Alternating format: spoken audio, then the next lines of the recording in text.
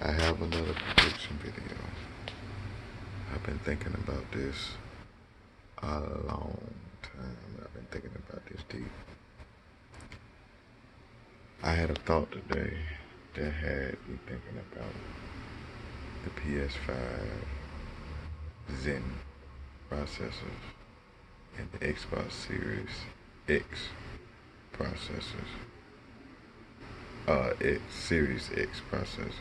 And I watched a video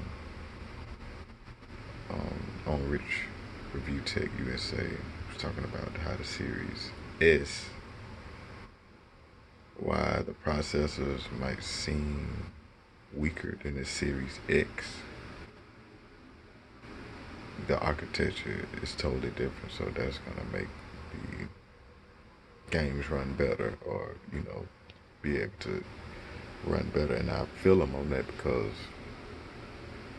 as technology moves on, it all depends on, of course, the APUs, the architecture, and how it's designed, and it's able to accumulate more RAM and more bus and more bits per second. That it's possible that with those type of specs, that console can run next generation games versus the Xbox Series X that has higher specs seemingly that can't. But that's my point. My point today is I want to make a video that talk about the next generation Switch and how the PS5 and the Xbox Series X, the new Nintendo Switch, may not be far off. Now let me tell you why. I got a prediction that based on 2020 technology. Okay, here's the thing. I was looking at the Galaxy S5, Galaxy S20 5G, and the cores, the CPU and the GPU in that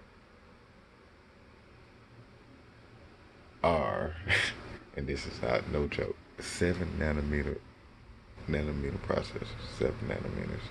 And I was thinking to myself, they got 7 nanometer processors, the same CPU and GPU, the same chips for the Xbox Series S and PS5 gonna use. So if they manage to put that into a mobile device, then the next Switch could be more powerful than we think, and it could come at a cheaper cost because all the extra features that make the Galaxy S20 with $1,000, $2,000, whatever the prices of new phones these days.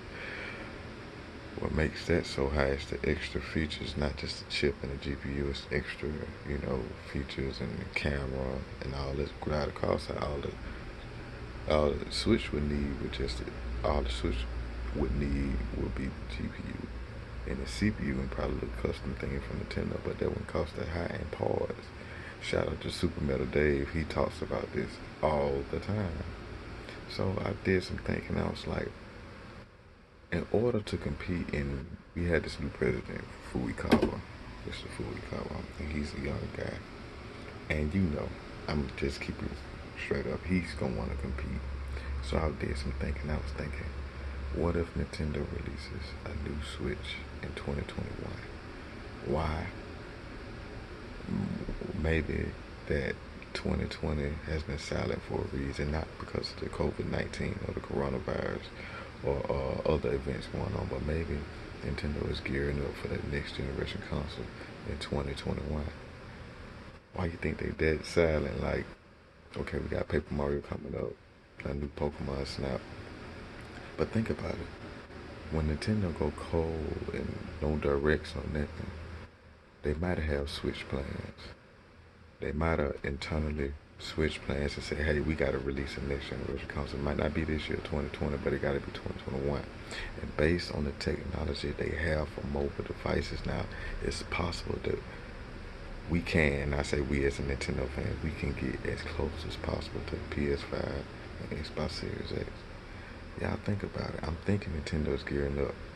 I know they said that the Switch is going to be there for a long time, and and it's gonna be a long running season. But it is the eighth generation console. Think of the Switch probably like a mid-generation refresh for the Wii U, even though the Wii U didn't do great at all. It did not do at all, but it could be a mid-generation refresh for the for that generation. And the ninth gen could be around the corner. It just could be silent and nobody talking about it because that they invested in me.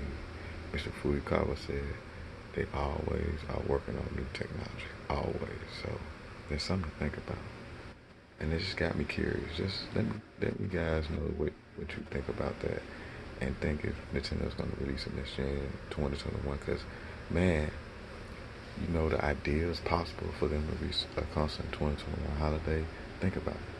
You got Breath of the Wild 2 coming up. So imagine Breath of the Wild 2.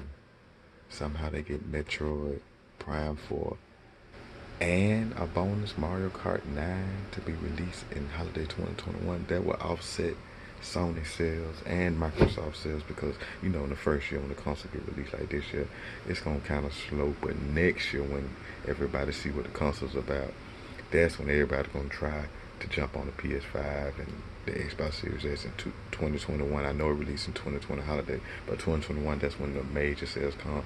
And what if Nintendo can undercut them by releasing the new hardware and coming up with Breath of the Wild 2, Metro Prime 4, and Mario Kart 9 all at the same launch year, 2021 holiday? That would offset Sony sales ridiculous. But that's just the opinion I had this morning just waking up. I know I'm rough. I haven't come here, but I just had to get this idea out there.